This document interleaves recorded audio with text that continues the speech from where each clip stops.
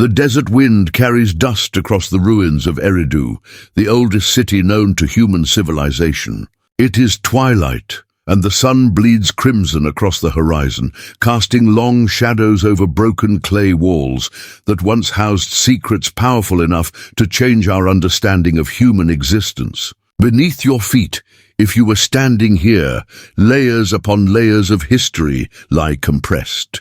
22 separate building levels, one city built upon another, stretching back 7,000 years. But what calls to us tonight lies deeper still, buried not just in sand and clay, but in the very spiral of DNA that courses through the veins of specific families across the globe. This is a story that begins when the world was young, when gods walked openly among mortals, when beings called the Anunnaki descended from the stars and did something that would echo through every generation of humanity that followed.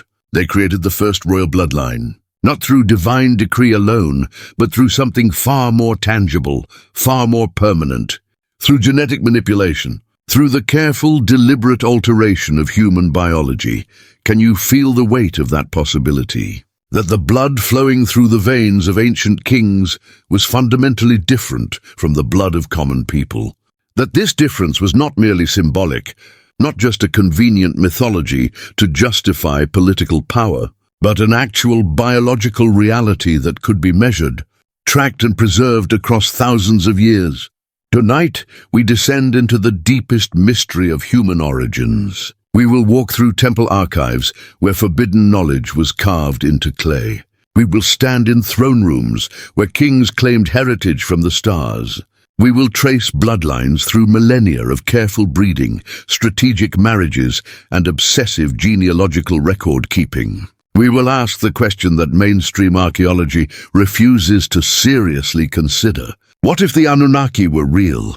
What if they actually altered human genetics? And what if certain families alive today still carry markers of that ancient intervention, encrypted in the double helix that makes them who they are?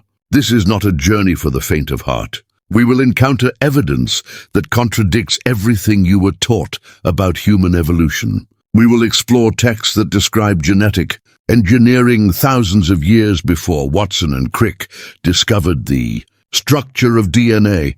We will examine the obsessive concern with bloodline purity that appears in every ancient culture, suggesting they knew something about heredity that we are only now beginning to rediscover. The Sumerians called them Anunnaki, which translates precisely to those who from heaven to earth came. Not beings who existed in some abstract spiritual realm, but physical entities who descended from the sky, walked among humans, built cities, established kingship, and most critically, mixed their essence with primitive humanity to create something new. Something that would become the ruling class of every civilization that followed. The evidence exists in fragments scattered across continents and centuries. Clay tablets inscribed with genealogies that stretch back beyond historical memory. Architectural monuments built with astronomical precision that suggests advanced knowledge. Skeletal remains from royal tombs showing physical characteristics distinct from common populations. Genetic markers appearing in elite families that puzzle modern researchers. And beneath it all, the persistent universal claim that royalty is fundamentally different. That blue blood is not just a metaphor, that some families have always been chosen, marked, special. Before we begin this journey into the deepest mystery of human existence, I invite you to become part of this investigation. Subscribe to this channel if you hunger for knowledge that exists beyond mainstream narratives. Comment below and tell us where you are in the world right now, what time it is as you listen to these words. Are you drifting towards sleep as darkness settles outside your window? Or are you on the other side of the planet where morning light is just beginning to break? Share this video with others who sense, as you do, that the official story of human origins is incomplete, that there are gaps in the narrative, suppressions of evidence, questions that are dismissed rather than investigated. The mystery of the Anunnaki and the first royal bloodline is not ancient history. It is a living question about who we are, about whether all humans are truly equal, or whether something happened long ago that divided humanity into categories that persist to this day. The darkness deepens around the ruins of Eridu. The wind whispers across broken walls. And in that whisper, if you listen carefully, you can hear the echo of a secret that has been kept for 5,000 years. The secret of what the Anunnaki did when they came to Earth. The secret of the first royal bloodline and the hidden DNA that still flows through chosen families, carrying within it the memory of when gods and humans were not separate species, but something that could be mixed, blended, combined to create a new form of being. Something that was more than human, but less than fully divine. Something that would rule the world for the next 5 millennia. Let us begin at the beginning, in the cradle of civilization, where the first cities rose from the marshlands, and where the first kings claimed heritage from the stars. In the year 1849, a British archaeologist named Austin Henry Layard was excavating the ruins of Nineveh in what is now northern Iraq. He was searching for evidence of the biblical city, hoping to confirm the historical accuracy of Scripture. What he found instead would open a door that could never be fully closed again. In the rubble of King Ashurbanipal's palace, buried beneath centuries of sand and forgetting, Layard discovered a library. Not a small collection of texts, but a massive repository of knowledge. Over 30,000 clay tablets, inscribed with the wedge-shaped symbols called cuneiform that had been unreadable for nearly 2,000 years. The tablets covered everything: astronomy, mathematics, medicine, law, poetry, history, and most intriguingly, stories of creation. Stories of gods who came from the sky. Stories of how humanity was fashioned from clay and divine blood. Stories that would, once translated, reveal a narrative far older and far stranger than the biblical accounts that had dominated Western thought for centuries. Among those tablets were texts describing beings called Anunnaki. The name appeared again and again across hundreds of documents. These were not minor deities or abstract spiritual concepts. They were described with the specificity of historical figures. They had names, personalities, domains of authority, conflicts with each other, relationships with humans. Anu was the father, dwelling in the highest heaven. Enlil was the stern commander who governed Earth operations. Enki was the scientist, the creator, the one who loved humanity and gave us knowledge. Inanna was the goddess of love and war, manipulating both gods and humans for her own purposes. Nidma was the mother goddess, the geneticist who worked alongside Enki to fashion the first humans. These beings were organized in a hierarchy. They held councils. They made decisions that affected humanity. They assigned specific gods to specific cities. They chose certain humans to rule on their behalf. And most significantly for our investigation tonight, they created humans through a process that sounds remarkably like genetic engineering. The text called Atrahasis, which scholars date to approximately 1700 BCE, but which contains material far older, describes this creation process in detail that should make us pause. The Anunnaki, it says, had come to Earth seeking gold. They mined it from the ground in southeastern Africa, in regions that archaeological evidence confirms had extensive ancient mining operations. The Anunnaki themselves performed this labor initially, but after 40 periods, which some interpret as years and others as much longer cycles, they rebelled. The work was too difficult, too degrading for divine beings. A solution was needed. Enki, the cleverest of the Anunnaki, proposed creating workers, not animals, which lacked sufficient intelligence, but something new. Something that could understand complex instructions, use tools, work in organized groups. The proposal was accepted.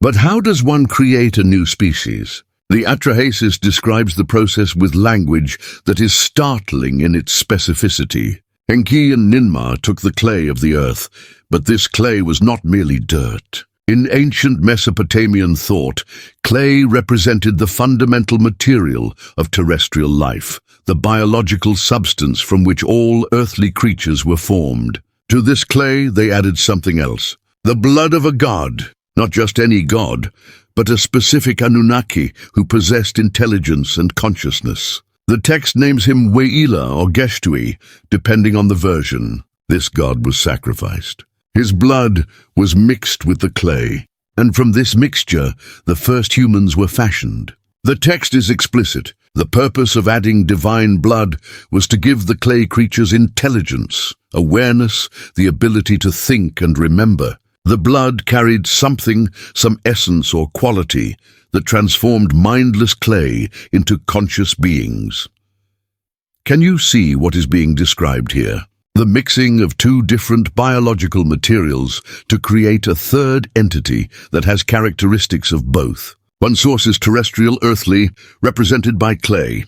The other source is the Anunnaki, represented by blood, which all ancient peoples understood as the carrier of heredity.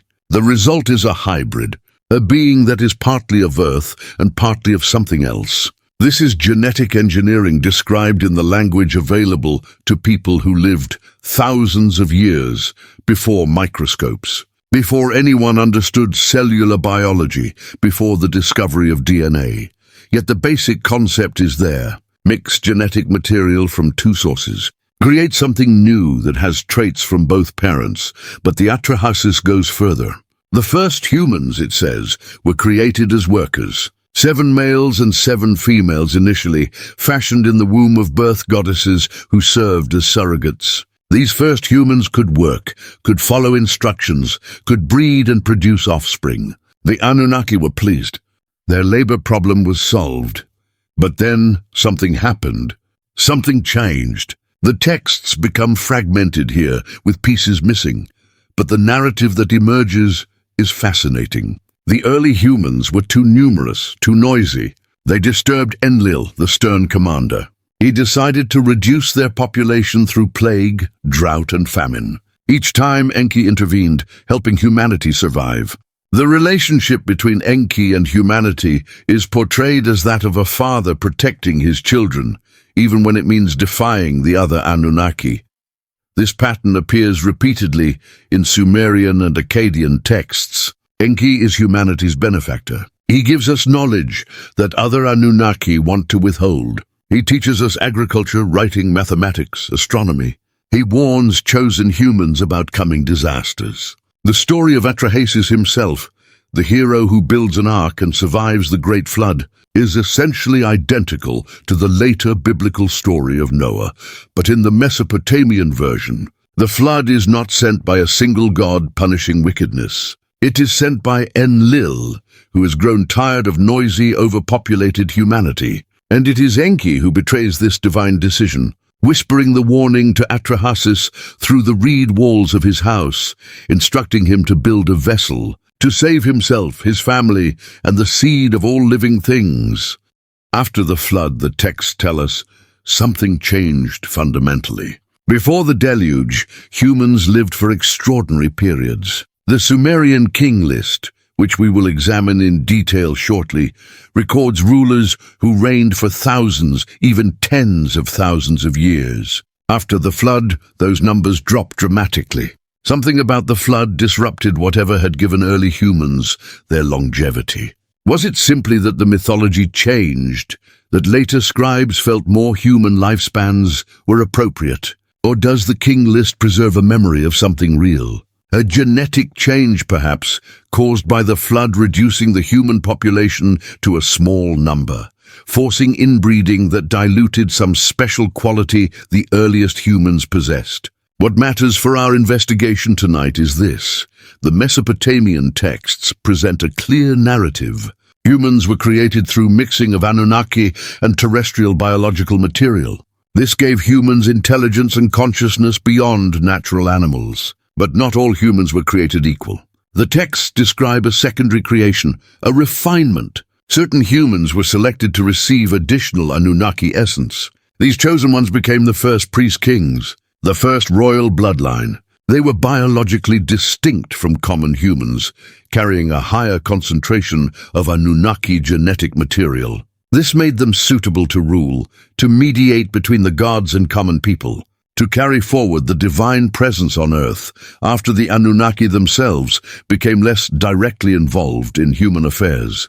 This is the secret encoded in the oldest texts of human civilization. Not that kings ruled by divine right in some abstract sense, but that they were literally genetically different. That their blood carried markers, traits, characteristics inherited from the Anunnaki, who had mixed their essence with human clay. That royalty was not a political construct, but a biological reality. Whether you interpret this literally, as actual genetic manipulation by advanced beings, or metaphorically, as mythology encoding cultural memory of human evolution, the impact on human civilization was identical. For the next 5,000 years, from the first Sumerian city-states to European monarchies that fell only in the 20th century, political power was organized around bloodline, around the belief that some families carried something special in their veins, something that originated when the Anunnaki walked the earth and chose certain humans to be elevated, enhanced, marked as different from the common mass of humanity. The wind still blows across the ruins of Eridu. The clay tablets that recorded this knowledge have mostly crumbled to dust. But the bloodlines, if the ancient texts are to be believed, survived. They migrated from Sumer to Babylon, to Egypt, to Persia, to Greece, to Rome, to medieval Europe. They intermarried, preserving their genetic distinctiveness. They kept records, maintaining genealogies that stretched back through centuries to the moment when the Anunnaki first mixed divine blood with the clay of earth. And they ruled. For 5,000 years they ruled, claiming authority not from the consent of the governed, not from superior virtue or wisdom, but from what flowed in their veins, from the hidden DNA that marked them as descendants of the first royal bloodline, created when gods still walked among men. The Sumerian king list exists in multiple versions, inscribed on various tablets and prisms discovered across Mesopotamia. The most complete version, known as the Weld Blundell Prism, resides in the Ashmolean Museum at Oxford. It is a small clay object, easily held in two hands, covered with columns of cuneiform text. But the information it contains is staggering, challenging every assumption about the myths versus history boundary that modern scholarship takes for granted. The king list purports to record every ruler of Sumer from the moment kingship first descended from heaven until approximately 1800 BCE, when the document was compiled. It presents this information as a straightforward historical record, using the same matter-of-fact tone for the earliest mythological kings as it uses for later historical rulers whose existence is confirmed by multiple sources. The document begins with a statement that should give us pause. After the kingship descended from heaven, the kingship was in Eridu, not established by humans, not seized through conquest, but descended from heaven. Kingship itself, the right and ability to rule, came from above, from the realm of the Anunnaki. The first city to receive this heavenly gift was Eridu, which archaeological evidence confirms as the oldest permanent settlement in southern Mesopotamia, with temple structures dating to approximately 5400 BCE. This was the city sacred to Enki, the creator, the Anunnaki, who loved humanity. The symbolic significance is clear. Kingship began in Enki's city, suggesting he was responsible for establishing the institution, for choosing and elevating the first humans who would rule on behalf of the gods. The king list then names 8 kings who ruled before the Great Flood. Their names are given: Alulim, Alalgar, Enmenluana, Enmengalana, Dumuzid, Ensipadzid-ana, Enmendur-ana, and Ubaratutu. These are not generic mythological names, but specific individuals, each associated with a particular city. And then come the numbers that have puzzled scholars for over a century. Elulim, the first king, reigned for 800 years. Alalgar ruled for 36,000 years. The shortest reign listed is 18,600 years. The total for all 8 kings is 201 pique, 200 years of rulership before the flood swept over the land. Mainstream archaeology dismisses these numbers as impossible, as mythological exaggeration designed to emphasize the antiquity and divine origin of kingship. The numbers must be symbolic, scholars say, perhaps representing dynasties rather than individual rulers, or using a different counting system we do not understand. They cannot be literal because humans do not live for thousands of years, let alone tens of thousands. The assumption is that the scribes who compiled the king list knew these numbers were mythological and expected readers to understand them as such. But is that assumption warranted? The same king list in its later sections provides reign lengths for historically verified kings. These numbers are reasonable, matching what we know from other sources. King Gilgamesh of Uruk, who appears to have been a real historical figure from around 2700 BCE, is listed as ruling for 126 years. Still extraordinary by modern standards, but within the realm of possibility, especially if calculated differently than we measure lifespans today. The list shows a clear pattern. The pre-flood kings ruled for impossibly long periods. Then came the flood. The text states simply, the flood swept over. After the flood had swept over and the kingship had descended from heaven, the kingship was in Kish. Kingship had to descend from heaven again, suggesting it had been interrupted, lost, destroyed by the catastrophe.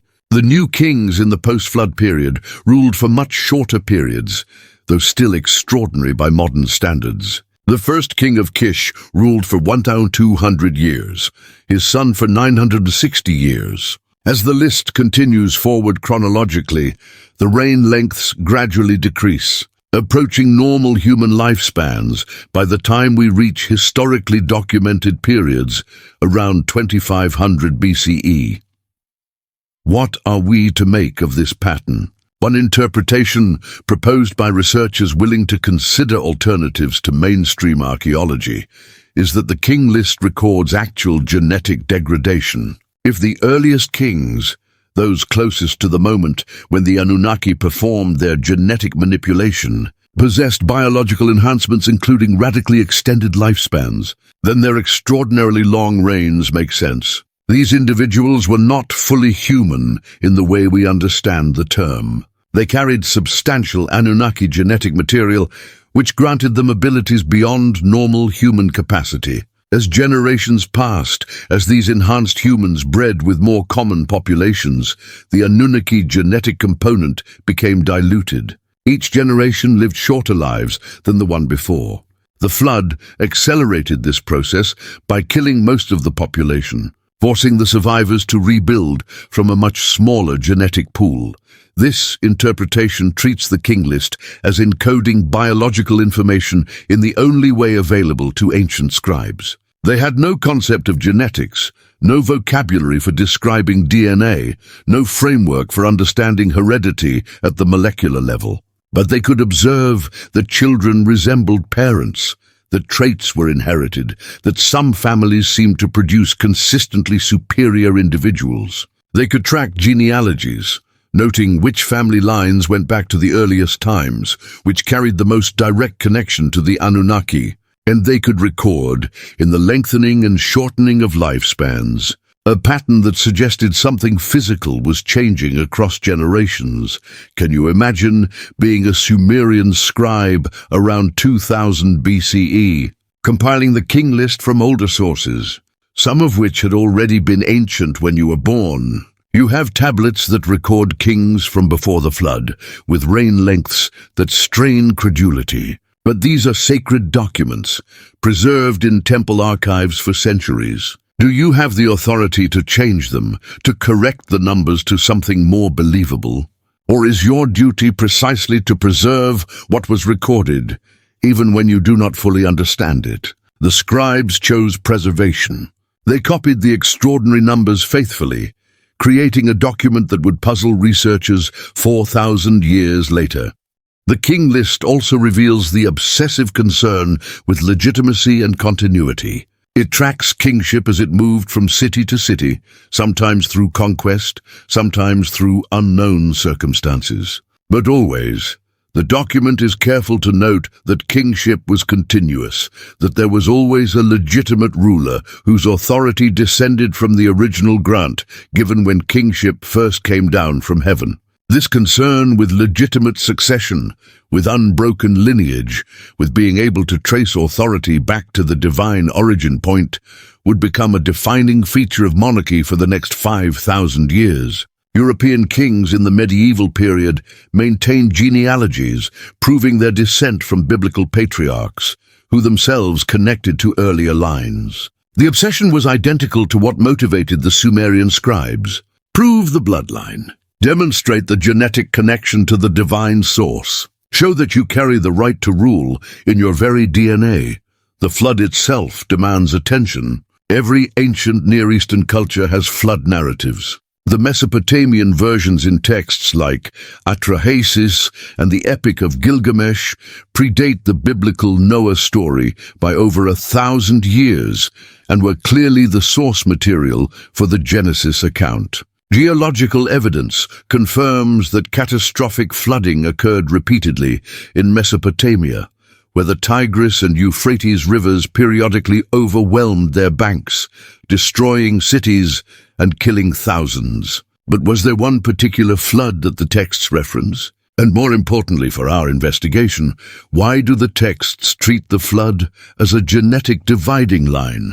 Before the flood, humans, or at least the royal bloodline humans, possessed characteristics that seem superhuman. After the flood, those characteristics were diminished. The most straightforward reading is that the flood killed most of the enhanced bloodline. Perhaps only a few individuals survived, chosen by Enki, warned in advance like Atrahasis. These survivors became the ancestors of the post-flood kings. But having lost the larger population of enhanced humans, they had to intermarry with common humans who also survived. This mixing diluted the Anunnaki genetic component. The bloodline continued but weakened, producing kings who lived centuries rather than millennia, who possessed diminished abilities, who were less godlike than their predecessors. This narrative pattern of a golden age when humans were closer to gods, followed by a catastrophe and decline, appears universally across human cultures. The Greeks spoke of a golden age of heroes and demigods, followed by decline into the Iron Age. Hindu texts describe ages of decreasing human capacity and lifespan. Norse mythology tells of a time when gods and humans interacted directly, followed by separation and decline. Are these independent developments or cultural memories of an actual event? A time when the human bloodline was genuinely different, when enhanced genetics produced capabilities that later generations could only mythologize. The Sumerian king list, with its careful record of lengthening and shortening reigns, its tracking of which city held kingship in which period, its concern with maintaining an unbroken line of legitimate authority descending from heaven, is more than a historical curiosity. It is potentially a genetic record, encoded in the only language available to ancient peoples. It maps the rise and gradual dilution of the Anunnaki bloodline. It shows us, if we are willing to see, that the ancients were tracking something biological, something inherited, something that made certain families fundamentally different from common humanity. The wind whispers across the ruins where these tablets were buried. The clay has crumbled, the cuneiform faded, but the bloodlines, weakened perhaps, diluted certainly, may yet persist, carrying in their DNA the last fading traces of when gods walked the earth and chose certain humans to be more than merely mortal. Stand with me now in the throne room of Uruk, the great city celebrated in the Epic of Gilgamesh, around the year 2700 BCE. The walls are decorated with images of beings descending from the sky, of gods performing mysterious procedures on human figures, of the sacred tree of life flanked by protective guardians. The king sits elevated on a platform, wearing the horned crown that symbolizes his divine heritage. His name is Gilgamesh, and if the ancient sources are accurate, he is 2/3 divine and 1/3 human. His mother was the goddess Ninsun, his father a human priest-king named Lugalbanda. The mathematics of this fraction is curious. How does one measure divinity in thirds? But the underlying concept is clear.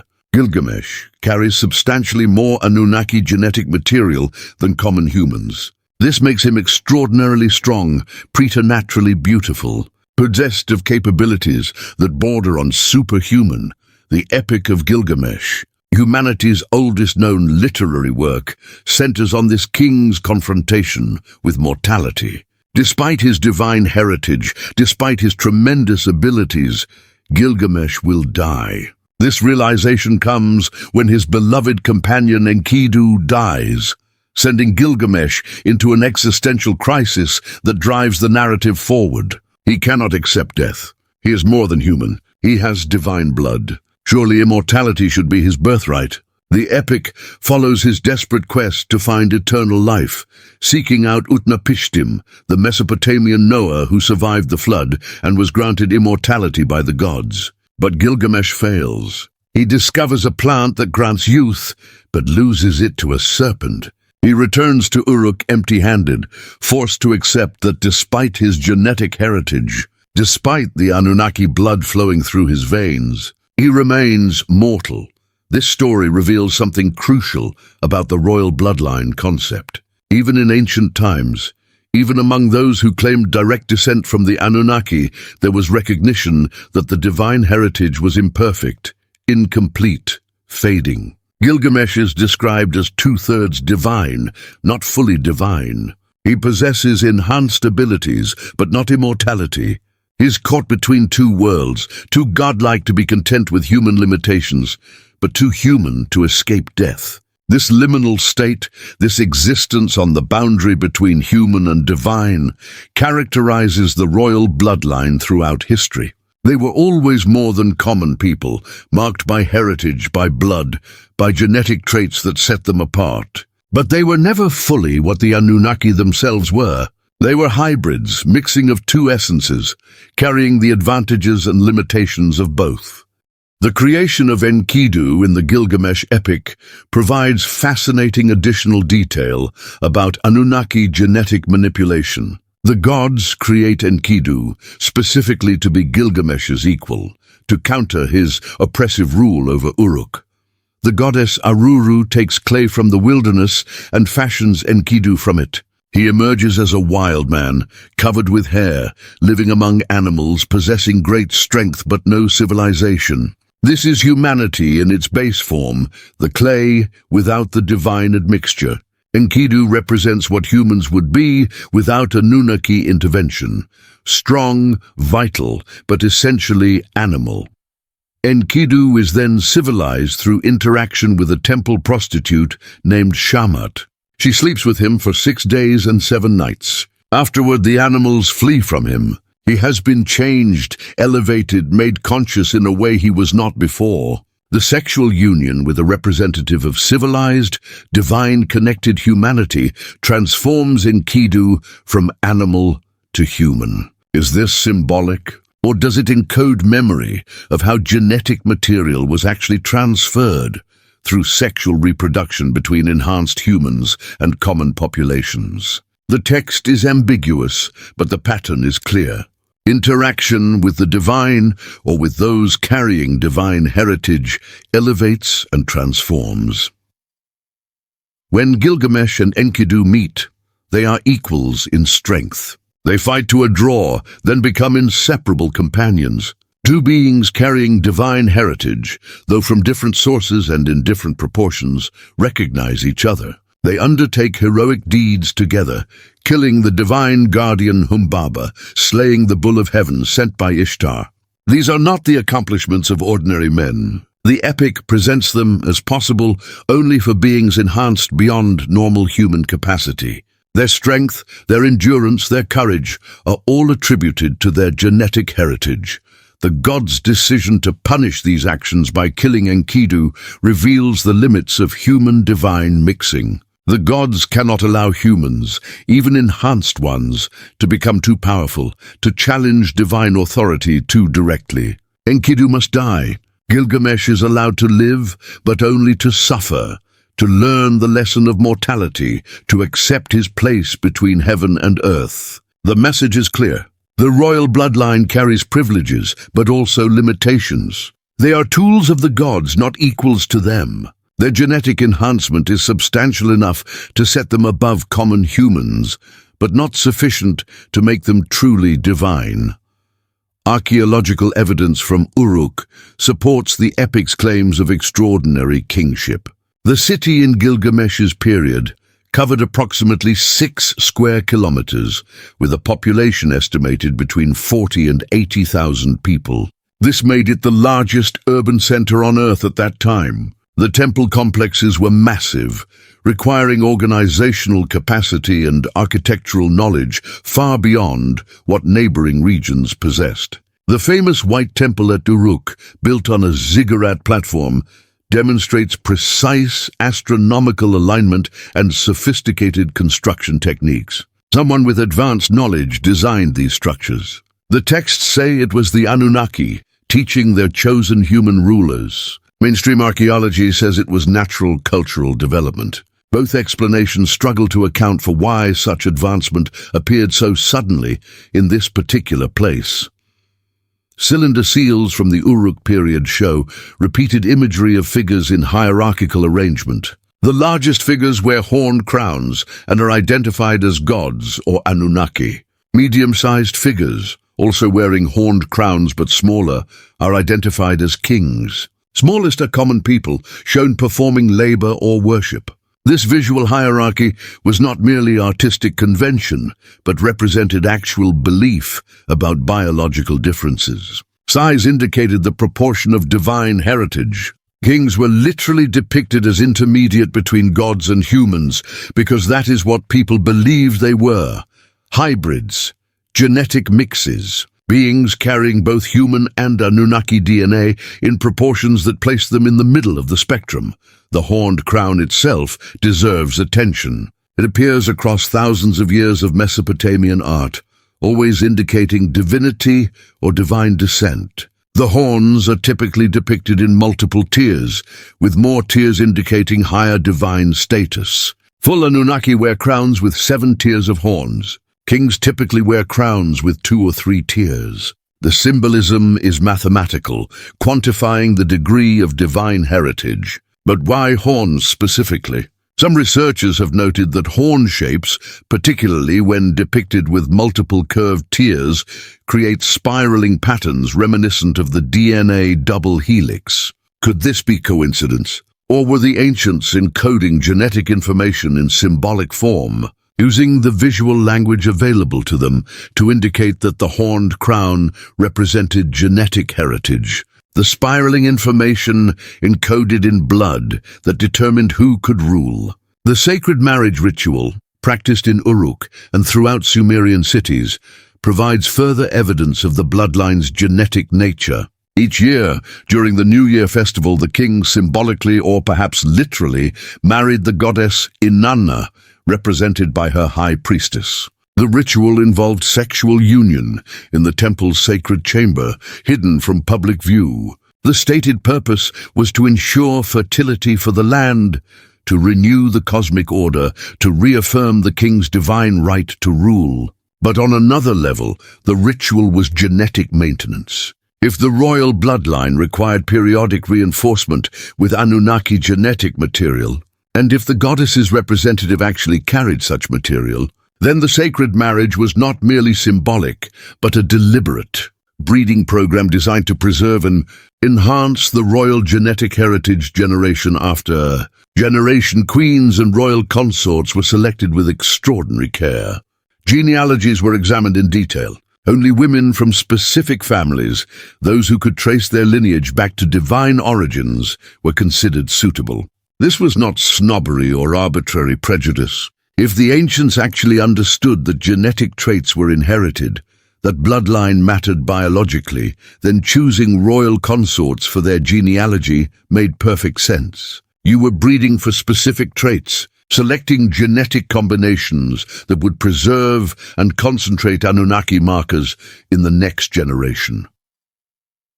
The throne room of Uruk is silent now, buried under millennia of sand. Gilgamesh died as the epic foretold, unable to escape mortality despite his divine heritage. But his bloodline continued. His descendants ruled Uruk for generations. Other cities had their own royal families, each claiming descent from the Anunnaki, each carefully preserving their genetic heritage through strategic marriages and sacred rituals. The system worked for 3,000 years, from the first Sumerian cities around 3500 BCE until the Persian conquest in 539 BCE. Mesopotamian civilization was ruled by families claiming divine blood. And even after political conquest, even after Sumer fell and was forgotten, the bloodline concept persisted, carried forward by the conquerors themselves, who absorbed Mesopotamian culture and adopted its central claim that the right to rule flows through blood, through DNA, through genetic heritage established when the Anunnaki first mixed their essence with the clay of earth.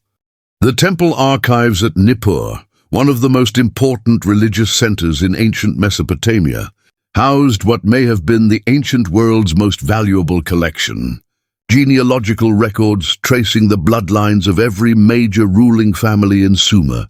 These were not casual family trees recorded for sentimental purposes. They were political documents of immense power. If your family appeared in these genealogies, if the temple priests could trace your lineage back through generations to the point where it connected with divine origin, you had legitimate claim to rule. If you could not prove bloodline, if the records showed you were descended from common people rather than the Anunnaki human hybrids, no amount of wealth or military power could grant you legitimacy. The priests who maintained these archives were kingmakers, with the power to validate or invalidate any claim to the throne. Can you imagine the weight of responsibility carried by these archival priests? They were guardians, not just of information, but of the fundamental organizing principle of their civilization. The genealogies had to be maintained with perfect accuracy. Any error, any falsification, any political corruption of the records would undermine the entire system. If bloodline determined the right to rule, then knowledge of bloodline was the most powerful and dangerous information in existence. The archives were sacred spaces, protected by religious law and practical security measures. Only initiated priests could enter. The tablets themselves were treated with reverence, usually reserved for images of gods. Because in a very real sense, the genealogies were the map of divine presence on earth, the record of how Anunnaki DNA flowed through specific families across generations. The genealogies served multiple functions. Most obviously, they established succession rights. When a king died, the genealogies determined which of his sons or other relatives had the strongest claim to the throne. But they also governed marriage. Royal marriages in Sumer were not love matches, but genetic calculations. The priests would consult the genealogies to identify suitable brides for young princes, seeking women whose bloodlines would strengthen rather than dilute the royal heritage. In some cases, this led to incestuous marriages, brothers marrying sisters to keep the divine blood concentrated within a single family line. The genetic consequences of inbreeding, the increased risk of recessive genetic disorders, were apparently considered less important than preserving bloodline purity. The genealogies also tracked what we might call genetic degradation. The priests understood that as generations passed, as royal families occasionally intermarried with less divine-connected families, the proportion of Anunnaki heritage decreased. The texts sometimes describe kings as being of pure lineage or mixed lineage, with pure indicating higher concentration of divine blood. This concern with purity and pollution of bloodlines would echo through every subsequent civilization, from Egyptian pharaohs to European monarchies to the horrific racial purity obsessions of the 20th century. The template was established in ancient Sumer. Bloodline could be pure or contaminated. It should be preserved in its purest form. Mixing with inferior blood weakened the divine heritage. What physical or behavioral markers did the ancient priests use to track bloodline? The texts provide tantalizing hints. Royal individuals were consistently described as taller than common people, more beautiful in appearance, possessed of certain physical refinements that marked them as special. Hair color and eye color may have been indicators, with lighter coloring perhaps associated with divine heritage in a population that was predominantly dark-haired and dark-eyed. Intelligence and capability were considered heritable, with royal bloodlines expected to produce superior minds as well as bodies. Longevity was tracked, with longer lifespans indicating stronger divine heritage. Some researchers examining Sumerian texts have identified references to what might be blood type. The Sumerians had a concept of different categories or qualities of blood, with some types being superior to others. They apparently could distinguish these types through observation, though the texts do not explain what observable characteristics revealed blood category. Modern blood typing was not discovered until the early 20th century, and the idea that ancient peoples could categorize blood seems impossible. Yet the textual references are there, describing blood qualities that were inherited, that could be tracked through family lines, that were used as markers of divine heritage.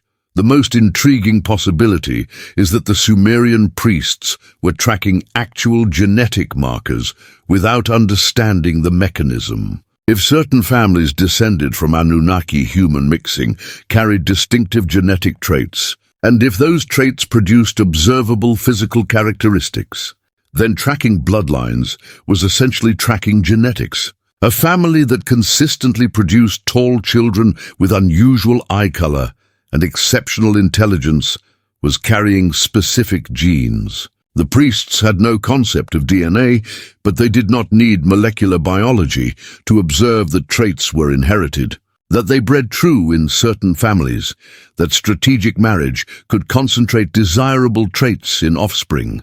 The archive system spread beyond Nippur to other temple centers. Uruk, Eridu, Lagash, each major city maintained genealogical records for its royal family and noble class. These archives were interconnected. Priests from different cities compared notes, validated each other's records, ensured consistency across the entire network. This created a civilization-wide database of genetic information, tracking the Anunnaki bloodline wherever it appeared, monitoring its strength or dilution across generations. The system functioned for over 2,000 years with remarkable stability. But the archives also became targets. When foreign invaders conquered Sumerian cities, temple archives were often deliberately destroyed. The conquerors understood that by eliminating the genealogical records, they eliminated the basis for the conquered people's political claims. If you could not prove royal bloodline, you could not legitimate rebellion. By burning the tablets that tracked divine heritage, invaders attempted to erase the identity of the bloodline families themselves. Some archives survived through being buried or hidden by priests who saw the destruction coming. Others were lost forever, taking with them irreplaceable information about which families carried Anunnaki genetic markers. The most catastrophic loss occurred during the fall of Ur around 2000 BCE, when Elamite invaders sacked the city and destroyed its temple complex. The lament texts composed afterward mourn not just the death of the city, but the destruction of its sacred archives. The tablets of the good life are destroyed. The house of the scribe is devastated. The priests understood they had lost something irreplaceable. Not just historical records, but the genetic map of humanity's divine heritage. Families that had maintained their bloodline for 1,000 years could no longer prove their descent. The chain connecting them to the Anunnaki was broken, not biologically perhaps, but documentarily. And in a civilization where proof of bloodline was everything, the documentary loss was almost as devastating as genetic dilution itself. Some knowledge survived through oral tradition. Priestly families memorized the most important genealogies, passing them from father to son through generations. But oral tradition is vulnerable to error, to gaps, to deliberate falsification. Without the tablets to verify memory, uncertainty crept in. By the time writing resumed in conquered territories, often under the control of new ruling families, the genealogies were reconstructed imperfectly. Some bloodline families were forgotten entirely. Others had their lineages invented or enhanced to please new political masters. The purity of the original system was corrupted, yet the obsession with genealogical proof never died. Every civilization that succeeded Sumer adopted some form of bloodline tracking. Babylon maintained extensive genealogical records. Assyrian kings proclaimed their descent from ancient lines. Persian emperors claimed heritage connecting to Mesopotamian sources. The system changed hands, was adapted to new cultures and languages, but the core concept persisted. Rule belongs to bloodline. Bloodline must be tracked, preserved, protected. Because bloodline is not merely social status, but biological reality, genetic heritage from beings who came from the stars and chose certain humans to carry their DNA forward through the millennia. The archives may have burned, but the blood itself, flowing through the veins of descendant families, carried the information forward. Encrypted in the double helix, beyond the reach of fire and conquest, the markers of the Anunnaki endured.